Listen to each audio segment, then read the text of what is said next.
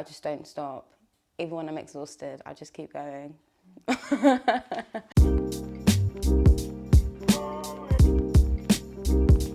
So my name is Sarah Uwaoma, originally from Highbury, Islington.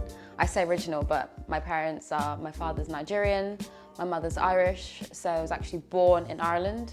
Creating my own company came from my own experience of having issues of not finding underwear or bras that were super beautiful, super luxurious, but also went up above a size D. So one time I went into quite a really big store, and I just asked them for my size, and they said, oh, unfortunately we don't do your size anymore, we don't do anything more than a D. And I was like, wait, what? Like, how can you not do a 32E, which is only one size, like 2 sizes up? I don't necessarily have anyone in my family who comes from a business background.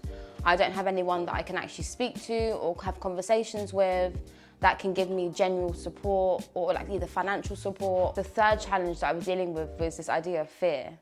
Someone like me they don't really win. Like the average person who comes from like inner city London trying to start a business from a working class background, like it's very unlikely that you're gonna get to the stage where you wanna be. I just didn't want to live the same life that I've had to live as a child. Like, I'm not saying that my childhood was like the worst childhood, or growing up in London, the way I grew up was bad, but I just don't want to do that for the rest of my life, and I'm not gonna do that for the rest of my life. And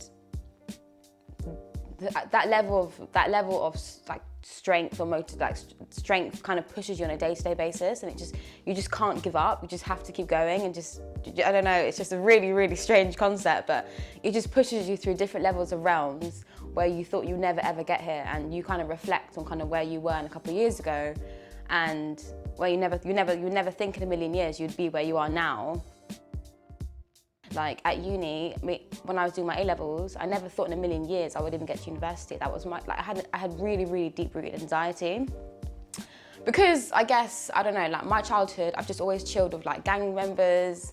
I've just chilled with like people that like you just don't necessarily go to university. I've just like my background, like I love my friends are wonderful, but all of us have had our own challenges. And for that reason, like we've all had to work like extra, like 3 or 4 times harder just to get to the bare minimum. London as a whole is a hub for business.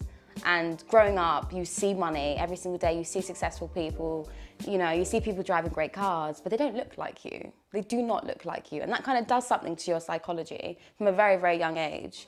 You see people that drive beautiful cars, own amazing houses, but they don't live in the areas that you live in, nor do they drive the cars that your parents drive. So what does that mean? How does that work? So London as a hub, there is a lot of support for those who already have support and already have those systems in place. But the average person who comes from like a state school, like me, there isn't kind of much support. There is a massive divide between the haves and the have-nots. And the have-nots tend to just have not continuously, and the haves just have the have-nots working for them. So, yeah. The environment is crap. Like how can you just you're walking down the street and all you see is just poverty. And the smallest thing that I recognized the other day when I was walking down was just the rubbish, small rubbish everywhere. Like in Chelsea, you have a designated team just to clean the rubbish.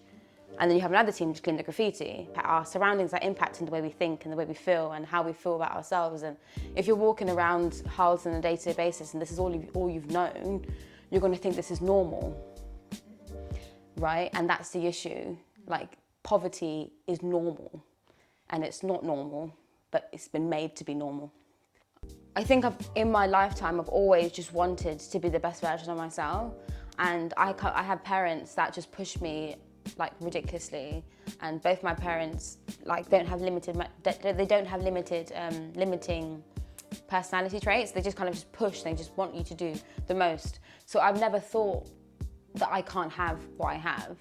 I just identified that I can't have what I have right now because of the obstacles in front of me. The lingerie has been going quite well. I'm quite impressed. I'm happy that I haven't given up. I've put a lot of effort in, I've invested a lot of more money. I think I've worked with better people, and I think ultimately I'm seeing like better results. But it is difficult, of course, because I work 9 to 5, like I work at a big job, like as a consultant, and my jobs are, I work in Asia, so it's really difficult to be able to think about building a business whilst I'm also thinking about how I'm going to work on my team in Nepal. Like it's very, very difficult, but I'm very proud of like what I've developed. I think I've developed something that's quite unique, an inclusive brand, like an inclusive lingerie brand, an inclusive luxury lingerie brand. Like it's quite unique, and especially it's come from like a woman of colour as well. And I think there is definitely a lot of opportunity if you look for it, but at the same time, you need to be like super intelligent, you need to be super connected, and you need to be on your toes, you know, starting 11, that's basically how I see it. So unless you are doing that, you're not gonna get ahead. And 9 times out of 10, the average person from a housing estate is not gonna get access to that information. So you also need to be realistic.